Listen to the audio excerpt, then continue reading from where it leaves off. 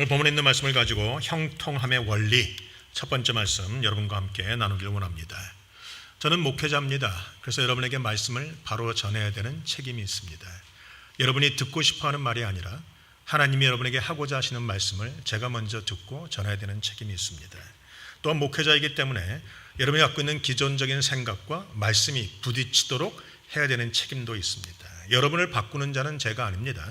여러분을 바꾸는 자는 성령 하나님이시지만 그것을 바꿀 수 있도록 부딪히게 만들어줘야 되는 일들은 제가 해야 되는 일이고 저의 사명이라는 겁니다. 목회자는 그것과 말씀과 기도 외에는 어떤 것도 저에게는 중요하지 않습니다.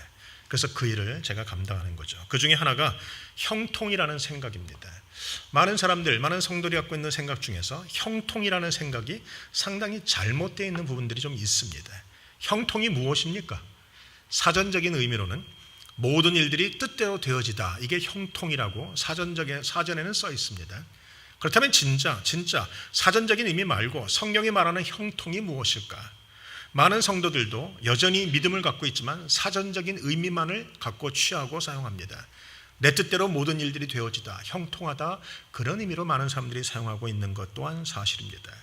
오늘 우리는 이 말씀을 통해서, 몇 주간의 말씀을 통해서 우리 형통이라는 것이 과연 성경이 진정 말하는 형통이 어떤 의미가 있으며 어떠한 원리가 적용이 되는가를 여러분과 좀 나누길 원합니다. 오늘 본문에도 보면 창세기 39장에 우리 요셉의 이야기를 할 때 형통이라는 단어가 나옵니다. 본문 앞에도 2번, 뒤에도 1번이 나오고 오늘도 형통이라는 단어가 본문에도 나와 있습니다. 그러면 한번 진지하게 생각을 해보십시다. 오늘 요셉이 형제들에게 팔려서 노예로 잡혀가서 노예 생활을 하고 종의 삶을 사는데 과연 이 요셉의 삶을 형통이라고 말할 수 있습니까? 형에게 미움받아서 팔려간 것도 그렇고 노예 생활하는 오늘도 그렇고 조금 있다가 나오는 억울한 누명을 쓰는 것도 그렇고 더 나아가서 감옥에 갇히는 것도 그렇고 감옥에서 은혜를 베풀었음에도 불구하고 잊혀진 자가 되는 것도 그렇고 이 모든 면에서 요셉의 상황을 과연 형통이라고 말할 수 있는가라는 거죠. 여러분이 사용하는 형통이라는 단어가 여기 정말 적용이 될 수 있으십니까? 세상적으로 보면, 상식적으로 보면 요셉의 삶은 형통한 삶이 아닙니다. 다시 말하면 지질이 꼬인 삶이지, 하는 것마다 안 되는 삶이지, 팔려가는 것도 노예가 되는 것도 좀 어떻게 인정받을까 했더니 또 억울한 누명 쓰는 것도 감옥에 갇히는 것도 은혜 베풀었더니 잊혀지는 것도 다 그렇습니다. 예전에 어렸을 때 집에서는 조금 사랑을 받았습니다. 아버지로부터. 그래서 채색 옷도 입혀지고 여러 가지 상황은 있지만 그 이후에는 형들의 미움을 잔뜩 사는 일들이 그의 인생의 시작이 됐어요. 이 모든 일들이 왜 시작됐습니까? 그가 가진 꿈 때문이었습니다. 그 꿈을 누가 주셨습니까? 하나님이 주셨습니다. 하나님이 주신 꿈을 우리는 뭐라고 부릅니까? 비전이라고 부릅니다. 그 비전은 또한 무엇이라고 표현할 수 있습니까? 하나님의 뜻이라고 표현할 수 있습니다. 그렇다면 다시 말하면 요셉이 고난받는 게 하나님의 뜻이란 말입니다. 더 나아가서 설명을 하자면 하나님의 뜻이 이루어지는 것을 형통이라고 말할 수 있습니다. 자, 사전적인 의미로는 모든 일이 자기 뜻대로 되어지다가 형통이지만 성경이 말하는 형통의 의미는 하나님의 뜻이 내 삶에서 이루어질 때 비로소 형통이라고 말합니다. 요셉의 삶은 지금 감옥에 갇히거나 혹은 노예로 팔리거나 좌우지간 인간적인 눈으로 보면 지질이 복도 없는 삶이지만 그것을 통해서 그의 인생에 하나님의 뜻이 이루어집니다. 하나님이 주신 꿈이 이루어집니다. 하나님이 주신 비전이 형성이 됩니다.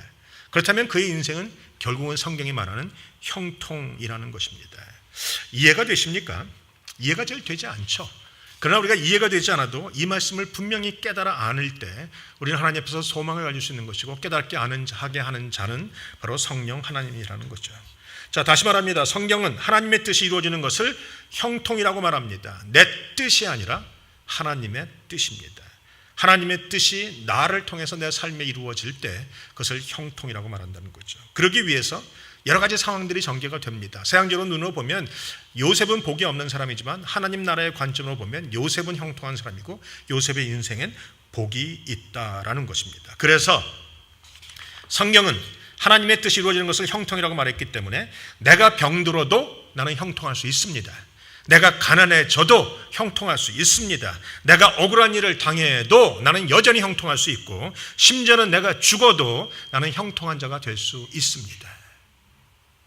아멘 소리가 나올 것 같은데 나오다가 마는지. 아멘입니다. 제가 여러분에게 수차 얘기했었는데 아멘 소리 안 나오면 저는 질질 끌 것이고 아멘 소리 나오면 빨리 끝날 것이고 말씀을 드렸습니다. 하나님의 뜻이 내 안에서 이루어지는 것이 형통이라면 먼저 하나님의 뜻을 아는 것이 중요합니다.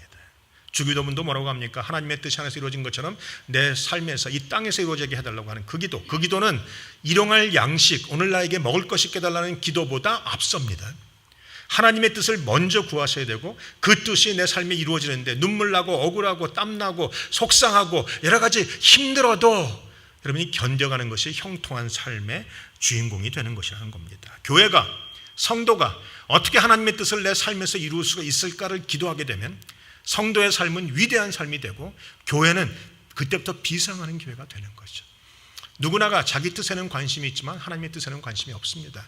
그렇기 때문에 우리는 하나님의 뜻에 비로소 관심을 가질 때만이 형통한 사람이 된다는 겁니다. 그것이 사람 숫자가 늘어나고 교회 예산이 늘어나고 교회 행사가 잘 되는 것보다 더 중요한 것입니다. 그것이 여러분의 인생에 돈을 많이 벌고 좋은 집을 사는 것보다 훨씬 앞선 것이라는 것입니다. 개인도 가정도 교회도 반드시 그래야 합니다. 자, 요셉이 그 많은 어려움과 시련 속에서 어떻게 형통한 자의 삶을 유지할 수 있을까? 결국은 이것입니다. 비결은 한 가지입니다. 하나님의 뜻이 이루어지는 것이 형통이지만 내가 형통한 자의 자리에 앉기 위해서는 하나님이 나와 함께 하셔야 되는 것이죠. 하나님이 함께 하심으로 요셉이 형통한 자가 되었다. 정확히 원문을 해석하면 하나님이 요셉과 함께 하심으로 비로소 요셉이 형통한 자가 되었더라. 이렇게 본문에 기록되어 있어. 원문에 기록되어 있다는 겁니다. 하나님이 함께 하신다는 것입니다. 잊지 말아야 되는 것은 형통의 진짜 주인공은 하나님이시라는 겁니다. 내가 아닙니다. 내가 뭔가 잘하고 못하고의 문제가 아니라 하나님이 나와 함께 하시는가 안 하는가에 따라서 내가 형통이 되어진다면 형통의 주인공은 여전히 하나님이시라는 겁니다. 요셉이 자기의 인생을 살아가는 것 같지만 여전히 그의 인생을 붙들고 움직이시는 분이 하나님이시고 그가 고난을 받고 뭔가 실수하고 잘못하는 것 같지만 사람들이 그를 미워해서 어려움을 주는 것 같지만 여전히 그의 삶을 인도하시는 분은 하나님이시라는 겁니다. 무슨 말입니까? 하나님이 나와 함께 하시면 내 인생에 눈물이 나고 억울한 일이 있어도 나는 결국 형통한 자가 된다는 거죠. 자, 옆 사람에게 말씀하세요. 하나님이 나와 함께 하시면 나는 형통한 자가 됩니다. 지금은 내가 내 기분대로 살고 내 뜻대로 살고 내가 원하는 대로 살아서 내가 형통한 자가 되는 것 같지만 천만의 말씀입니다.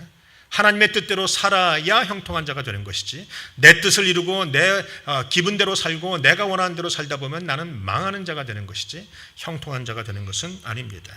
자, 형통한 자가 되기 위해서 고난도 있는데 그러나 그 고난 끝에는 하나님이 항상 보상하십니다. 이게 복음이라는 거죠. 요셉이 고난을 받습니다. 10몇 년 동안 고난 가운데 있지만 하나님이 그와 함께 하셨고 그는 하나님을 붙들었고 결국은 그는 형통한 자가 되었고 애굽의 2인자의 자리로 올라갑니다. 하나님의 꿈을 붙잡고 하나님의 뜻을 붙잡고 하나님이 주시는 하나님과 함께하는 고난을 겪은 자에게는 하나님이 반드시 보상하신다라는 이야기입니다. 창세기 49장에 보면 22절로부터 요셉의 축복의 얘기가 나옵니다. 우리 야곱이 자기 12아들을 쫙 축복하는데 요셉에 관한 대목에서 이런 대목이 나와요. 요셉 그는 무성한 가지라 그 가지가 담을 넘었도다 라고 되어 있어요. 여러분 가지동 이 덩쿨나무를 보셨습니까? 덩쿨나무를 보다 보면 이 가지가 쭉 뻗쳐가다가 가지가 어떤 벽에 걸리면 두 가지의 형상이 나타납니다. 어떤 가지는 어떤 돌이나 어떤 벽에 걸리면 땅을 파고 들어갑니다. 그래서 땅 속에 들어가는 가지가 있는가 하면 어떤 나무나 어떤 벽을 만나면 타고 올라가는 가지가 있습니다. 성경은 야곱의 축복에 의해서 요셉을 말할 때 요셉은 담을 넘는 가지라고 말합니다. 여러분의 인생에도 담이 있습니다. 심지어는 교회에도 있고 가정에도 있습니다. 우리 인생의 담이란 내가 나가지 못하도록 막는 어떠한 것입니다. 그런 어떠한 장애물을 만날 때 여러분은 땅을 파고 들어가는 자입니까? 아니면 담을 타고 넘는 자입니까? 담을 타고 넘는 자가 되려면 결국은 하나님이 함께 하셔야 되는 것이고 형통한 자가 돼야 되는 것이죠. 거기 보면 더 이런 말씀도 나와요. 활 쏘는 자가 그를 학대하며 그를 쏘며 그를 군박하였으나 요셉의 활이 도리어 경강하였으니 그의 팔에 힘이 있었으니 왜? 야곱의 전능자의 손이 함께함이라. 오늘도 사랑하는 성광의 여러분, 우리 장로님부터 시작해서 모든 성도 이르기까지 여러분의 인생에 담을 만나면 도리어 하나님을 붙잡으십시오. 하나님과 함께하는 데 초점을 맞추시면 여러분은 결국은 담을 넘는 가지가 됩니다. 이게 축복이라는 거죠. 저의 인생에도 많은 담들이 있었습니다. 저는 나이가 먹어서 늦게 신학을 한 사람이고 저는 1세입니다. 우리 장로님이 그러시더라고요. 어떻게 이렇게 영어를 잘하느냐, 대학을 한국에서 나온 사람이. 그러기 위해서 제가 눈물을 안 흘렸을까요? 제가 나성영락교에서 첫 번째 전도사로 사역을 시작했습니다. 미국 신학교라고 처음 갔고 사실은 미주 장신이라고 하는 한국 신학교를 가려고 했는데 우리 아내가 철저하게 반대를 하더라고요. 한국 신학교 가서 나 한국 신학교 가면 2년이면 끝나. 내가 머리가 남들보다 좀 좋거든 이렇게 얘기했어요. 그리고 우리 아내가 말하기를 한국 신학교 가서 비리비리 하려고 생각하지 말고 미국 신학교 가라고. 한국 신학교 갈 거면 하지 말고 그냥 좋은 장로가 되라고 저한테. 그 말 듣고 보니까 또 그래서 미국 신학교 갔습니다. 말처럼 쉽지 않습니다. 이게 보통 미국에서 공부를 하긴 했지만 저는 이 공학도기 때문에 계산하는 것은 잘하지만 신학 도서를 읽으면서 이게 하는 게 어려워요. 읽다 보니까 미국 애들은 쭉쭉 나가는데 나는 5장을 읽으면 다시 앞으로 가야 됩니다. 잊어버리는 거죠. 영어로 읽다 보니까. 아무튼 그래서 신학 공부를 했는데 이제 나성영락교에서 사람을 뽑는다는 얘기가 들었습니다. 그 전까지 1세 전도사를 뽑는 교회는 한 군데도 없었어요. 저는 안 가려고 저는 하나님 앞에 원망하는 기도를 시작했어요. 하나님, 나는 오랄 데도 없는 전도사인데 내가 왜 전도사가 되어야 됩니까? 내가 왜 신학 공부를 해야 됩니까? 나 안 하겠다고. 그러다가 나성영락교 얘기를 받고 나성영락교에 신청을 하면서 저는 그런 얘기를 해서 하나님, 내가 안 뽑혀지면 이것으로 신학교 땡 이렇게 했습니다. 그런데 하나님이 나를 불쌍히 여기셔서 신청 수없이 많은 양산영학교에서 전도사 하나 뽑으면 수십 명이 몰려요. 그 중에 제가 몇 명의 후보 가운데 들어서 설교를 하게 되었습니다. 가봤더니 5학년, 6학년 200명이 앉아 있어요. 5학년, 6학년만 200명입니다. 거기 앉아서 설교를 하는데 전도사님들이 교사들이 쫙 20명이 앉아 있고 또한 뒤에 무슨 비디오 카메라 같은 게 하나 있더라고요. 제가 물어봤어요. 이게 뭡니까?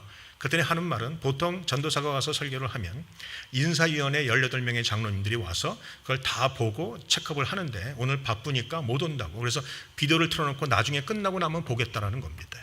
했습니다. 제가 잘했을까요? 태어나서 생전 처음 영어로 설교를 했습니다. 버벅거렸습니다. 말하는 것과 설교하는 것은 아주 다릅니다.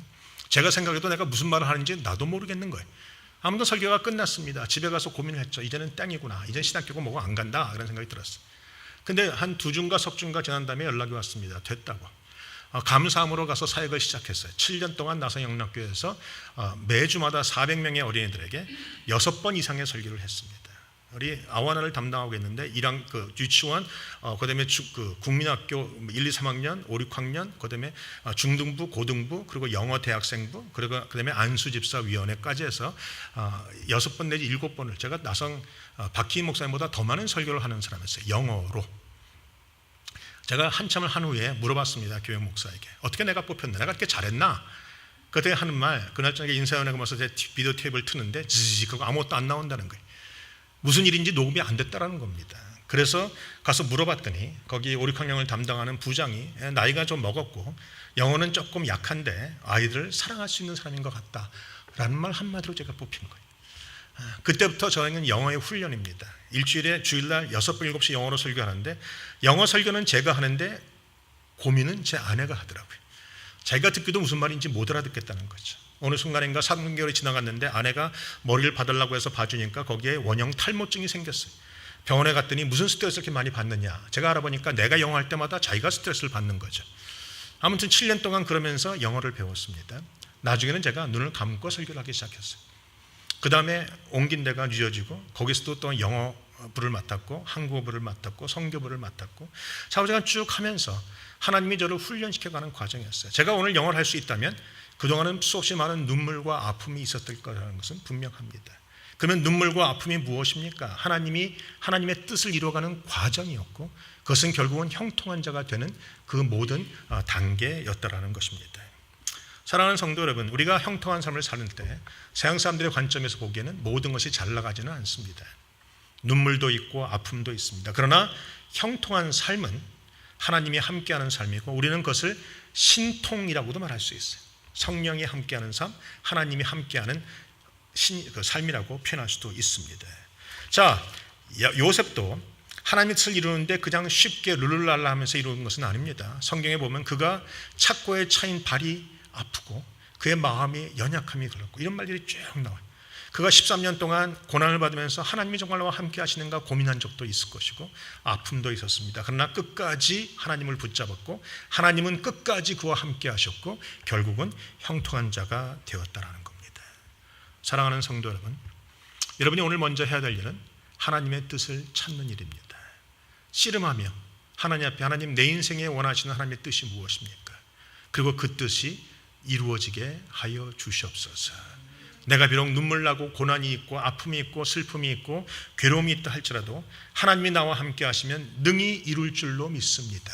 내가 병이 나도 형통한 자이고 아파도 형통한 자이고 가난해도 형통한 자이고 죽어도 형통한 자가 됨을 믿습니다 라고 여러분이 고백하신다면 하나님은 반드시 여러분과 함께 하실 것이고 여러분의 인생을 형통한 자로 만들어 주실 것이라는 겁니다. 조심할 것이 있습니다. 오늘 야곱의 인생을 또 한번 보겠습니다. 야곱을 향한 하나님의 뜻이 무엇이었을까요? 오늘 본문에 있는 것처럼 이스라엘 백성들의 아비가 되기를 원하셨던 것이 하나님의 뜻입니다. 결국 이스라엘은 정말 표현하면 야곱의 자손들로 이루어집니다. 물론 요셉의 두 아들이 들어가긴 하지만 대부분 야곱의 자손으로 이 12지파가 이루어지죠. 10지파가 이루어지고 2지파는 요셉의 지파로 이루어집니다. 자, 하나님의 뜻은 야곱이 태어날 때부터 하나님의 백성의 아비가 되는 것이었고 오늘 우리가 읽었던 본문에도 리브가에게 뱃속에 두 민족이 싸우는데 큰 민족이 작은 민족을 싸운다라고 큰 민족이 작은 민족을 섬긴다라고 하나님의 뜻이 이미 정해져 있습니다. 그런데 안타까운 것은 야곱은 하나님의 뜻을 알면서 하나님의 뜻을 이루기 위한 자기의 생각대로 일을 이루어갑니다. 다시 말하면 하나님의 뜻을 자기의 뜻과 묘하게 연결을 시켜서 결국은 형 것을 빼앗으려고 하는 자기의 뜻을 세우고 그 뜻을 이루어간다는 거예요. 팥죽 한 그릇에 형제의 장자권을 뺏는가 하면 형이 아버지의 축복을 받을 때 어미와 결탁을 해서 그것을 빼앗는 일까지도 서슴지 않고 합니다. 물론 야곱에게 있어서는 억울한 일이죠. 하나님의 뜻도 알고 하나님이 자기를 장자로 삼으신다고 말씀하신 것도 알매도 불구하고 세상 법은 그것을 허락하지 않았습니다. 근동의 그 지방의 법을 보면 자, 장자와 차자가 있으면 장자에게는 유산의 몇 프로, 차자에게는 유산의 몇 프로가 갈까요? 근동법에 보면 장자에게는 유산의 100%가 가고 차자에게는 빵 프로가 갑니다. 대충 나눠가는 것도 아닙니다. 모든 건 다 장자에게 갑니다. 야곱이 이게 억울했다라는 거죠. 쌍둥이로 태어났으니까 불과 몇 초 만에 태어난 자인데 한 사람은 모든 걸 가지게 되고 한 사람은 모든 걸 잃게 됩니다. 그것이 억울해서 그는 이를 꾸미게 된다는 것이죠. 하나님 앞에서 자기가 장자라는 것을 증명하기 위해서 살아가는 인생이 됩니다. 자, 여러분이 하나님의 뜻을 알라고 제가 말씀을 드렸는데 하나님의 뜻은 하나님의 방법대로 이루어집니다. 하나님의 뜻을 자기의 노력이나 방법으로 이루려고 하면 야곱 꼴이 되는 것입니다. 야곱은 날마다 자기의 뜻과 하나님의 뜻을 혼용을 해서 그 뜻을 이루려고 했다라는 것이죠. 하나님의 뜻을 압니다. 그러나 자기의 방법대로 이루려고 했습니다. 사랑하는 성도 여러분, 야곱만 그렇겠습니까? 리브가는 어떻습니까? 리브가가 알았을까요? 몰랐을까요? 알았죠. 아마 리브가가 평생 그 얘기했을 겁니다. 자기는 야곱을 좋아하고 야곱에 대한 하나님의 뜻을 알았기 때문에 야, 네가 장자야. 하나님은 너를 장자 삼으실 거야. 네가 모든 걸 받게 내가 해줄게. 리브가 역시 하나님의 뜻을 이루는데 자기의 노력과 자기의 꼼수와 자기의 머리로 일을 이루기 시작합니다. 결과가 뭡니까? 야곱은 쫓겨가고 리브가는 떠나가는 아들을 보고 그것으로 끝입니다. 자, 야곱이란 존재가 떠나가서 엄마를 다시 만날 수 있었습니까? 아니요. 돌아오는 20년 동안 엄마를 한 번도 못 만나고 리브가는 세상을 떠납니다. 여러분에게 경고합니다. 하나님의 뜻을 아십시오. 그러나 하나님의 뜻을 이루기 위해서 내가 내 인간적인 꼼수와 노력만으로 한다면 여러분은 결코 하나님의 뜻이 이루어지는 것을 보지 못할 것입니다. 하나님의 뜻은 하나님의 선한 방법대로 이루어져야 되는 것이고 하나님 앞에 듣는 믿음으로 우리가 이루어야 되는 것입니다. 물론 때로는 억울하죠. 때로는 속상하죠. 때로는 힘들 것입니다. 그러나 결국 하나님의 뜻은 하나님의 방법대로 이루어야 되는 것입니다. 아니라면 남을 이용하는 일이 생기고 남의 것을 뺏는 일이 생기고 결국은 하나님 앞에서 많은 사람을 상하게 하고 아프게 하는 일이 생기게 된다는 겁니다. 또한 하나님도 서슴지 않고 이용하게 됩니다. 야곱을 보세요. 야곱이 어머니가 만들어주는 음식을 가지고 이삭을 찾아 들어갈 때 아마 속에서는 쿵당쿵당 거리는 마음이 분명히 있었을 겁니다. 내가 이래도 되나? 내가 아비를 속여도 되나? 이런 마음이 있었지만 한쪽에는 어떤 것이 있었을까요? 그래, 하나님도 나를 장자로 인정하셨는데, 하나님도 내가 큰 형이 나를 섬긴다고 말했는데 이건 괜찮을 거야 라고 정당화시켜. 제가 목회하면서 강한 보니까 많은 사람들이 하나님의 뜻을 모를 뿐만이 아니라 하나님의 뜻을 알면서도 그 뜻을 하나님의 방법이 아닌 자기의 꾀로 풀어가면서도 여전히 정당화시키는 분이 상당히 많더라고요. 여러분, 하나님의 뜻은 하나님의 방법대로만 이루어져야 됩니다. 하나님의 방법은 선한 것입니다. 선하다고 말할 때 여러분에게는 억울한 일일 수도 있습니다. 그러나 여전히 하나님이 그 와중에 함께 하심으로 여러분이 억울한 일을 당해도 형통한 자인 것이고, 병들어도 형통한 자인 것이고, 심지어는 죽어도 형통한 자가 되는 것이 아니라면 여러분이 복을 받기 위해서 하나님을 들먹거리면서 속이는 자가 돼요. 야곱이 이삭에게 들어갔을 때 뭐라고 합니까? 이삭이 눈이 잘 안 보이니까, 이거 너는 분명히 만지니까 털이 많아서 이삭 에서 같은데 냄새는 야곱이다 그랬더니 뭐라고 합니까? 자기 에서라고. 그러면 이 음식을 어떻게 빨리 갖고 왔냐고 말했을 때 하나님이 도우셔서, 여러분, 자기의 뜻대로 자기의 뜻을 이루는 사람은 하나님을 이용해 먹게 되어 있어요. 하나님의 이름을 팔아먹게 되어 있습니다. 심지어는 사람들도 이용하게끔 되어 있습니다. 성경은 야곱이 그런 사람이라는 것을 왜 우리에게 말합니까? 하나님의 뜻은 하나님의 방법으로 이루어야 된다는 것을 말하고 있는 것이죠. 그래서 야곱은 쫓겨가서 몇십 년 동안 자기 외삼촌에게 또 속임을 당하고 이런 과정을 쭉 겪으면서, 또한 이 아내 둘을 취해서 돌아오지 않습니까? 아내 둘입니까? 그 여정까지 해서 4명을 취해서 돌아와서 사고를 막 치고 있는 것을 볼 수 있습니다. 자, 이 인간 야곱, 사실은 야곱이 돌아오면서까지도 회개하지 않습니다. 마지막에 하나님 앞에서 씨름하며 그때 회개하는 모습을 보여준 것뿐이죠. 여러분, 우리가 얼마나 악한 사람이 될 수 있는가를 우리에게 설명하고 있다라는 것입니다. 여러분이 하나님의 뜻을 하나님의 방법대로 이루지 않게 된다면 여러분의 인생은 더없이 많은 고난과 아픔이 있을 겁니다. 그리고 그 끝은 안 좋을 거예요. 그러나 하나님의 뜻대로 하나님의 방법대로 하나님의 뜻을 이루기 시작한다면 여전히 고난과 눈물과 아픔은 있겠지만 하나님이 그 끝에 보상하시고 그 끝에 축복하신다는 겁니다. 물론 우리 하나님은 좋으신 하나님이라 여러분이 악하게 살아도 하나님이 여러분을 도우십니다. 그것은 분명해요. 제 고민이 그건 거예요. 야곱의 이야기를 가만 보다 보면 야곱이 외삼촌을 속이는 장면이 나옵니다. 어떻게 속입니까? 자, 양 새끼를 낳는데 양이 알록달록하면 그건 내 거, 하얀 거면 네 거. 외삼촌이 보니까 양이 몽땅 하얀데 알록달록한데 나올 수가 없는 거죠. 그래서 그래 라고 얘기했어요. 그랬더니 나무가지를 배 갖고 어떻게 해가지고 했다. 성경 읽다 보면 웃음 안 나오십니까? 이게 말이 되는 얘기입니까? 오해는 하지 마세요. 저는 인종차별을 하는 사람이 아니니까 그냥 예만 드는 겁니다. 제가 다른 교회에서 한번 그랬다가 제가 한번 혼난 적이 있지만 저는 예만 드는 거니까 오해하지 마세요. 자, 흑인 두 분이 결혼을 해서 부부로 살아가면서 거기다가 백인 그림을 딱 붙여놓고 산다. 그랬더니 나오는 애가 2명이 나왔는데 하나는 백인이고 하나는 흑인이다. 그럴 수 있겠습니까? 말이 안 되는 얘기죠. 오늘 성경에서 야곱이 술수를 부려서 알록달록한 것 이런 것들이 막 튀어나온다는 건 말이 안 되는 얘기임에도 불구하고 이 일이 이루어집니다. 누가 하신 겁니까? 하나님이 하신 것이라는 거죠.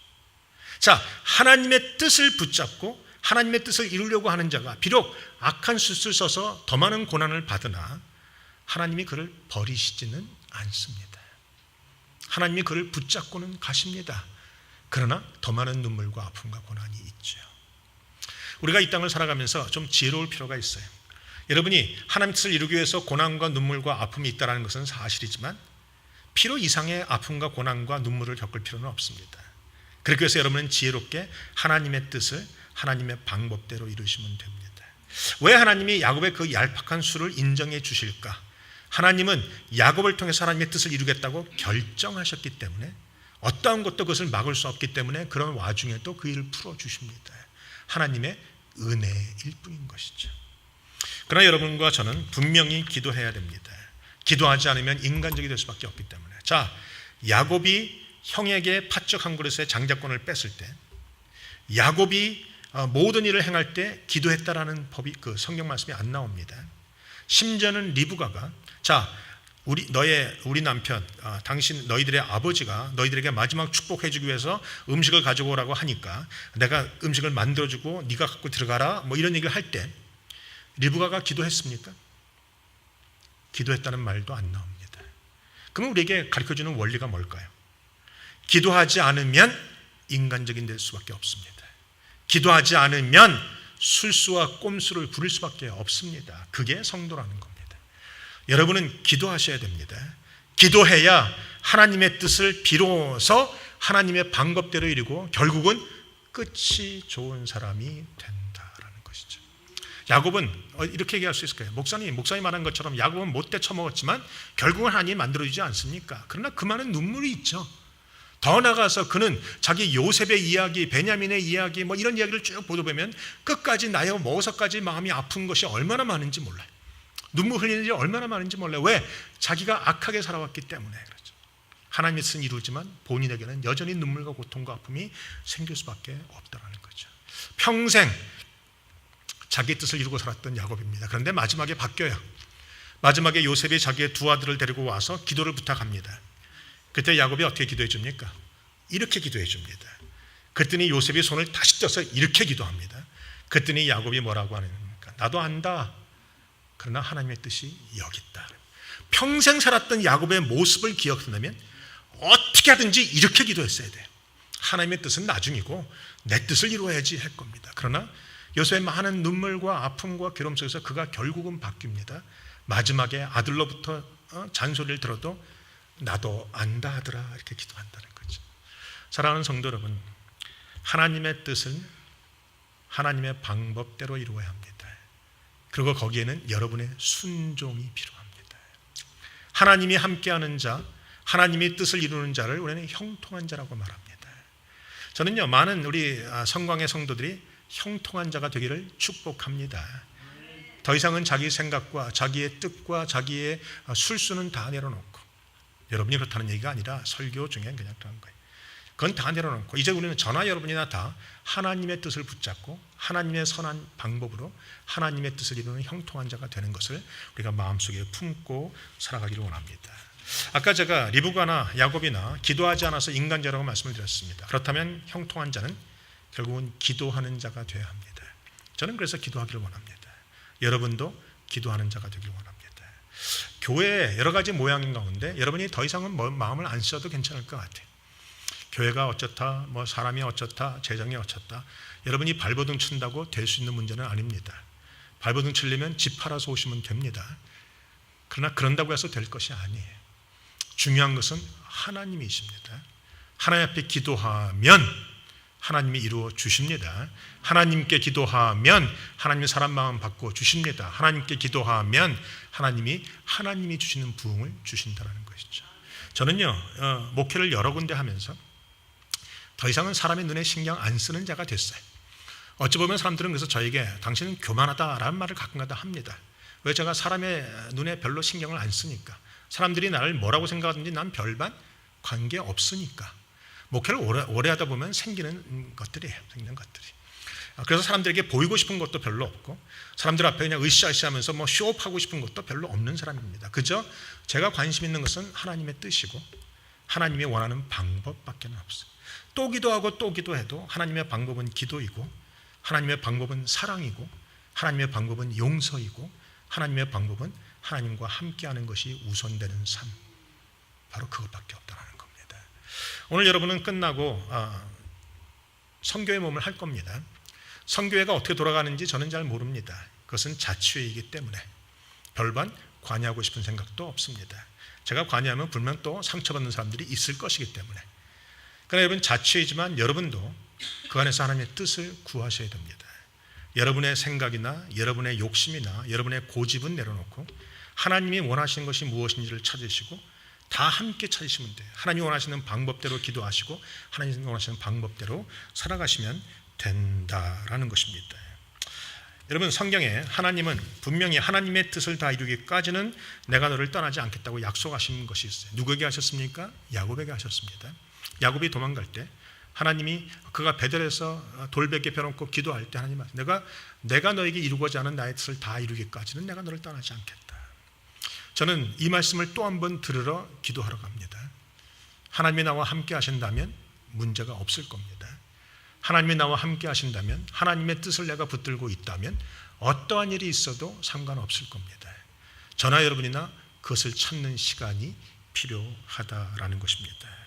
하나님이 함께 하시면 우리에게 능력이 주어질 것이고, 하나님이 함께 하시면 우리 가운데 복이 주어질 것이고, 하나님이 함께 하시면 결국은 하나님의 뜻이 이루어지게 될 것입니다.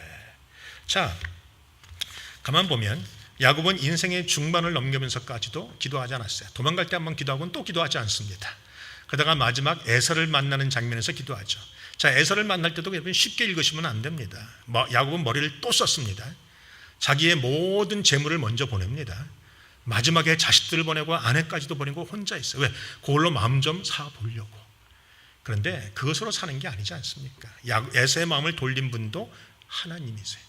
하나님이 하셨기 때문에 하나님께 기도하지 않으면 안 된다는 거죠.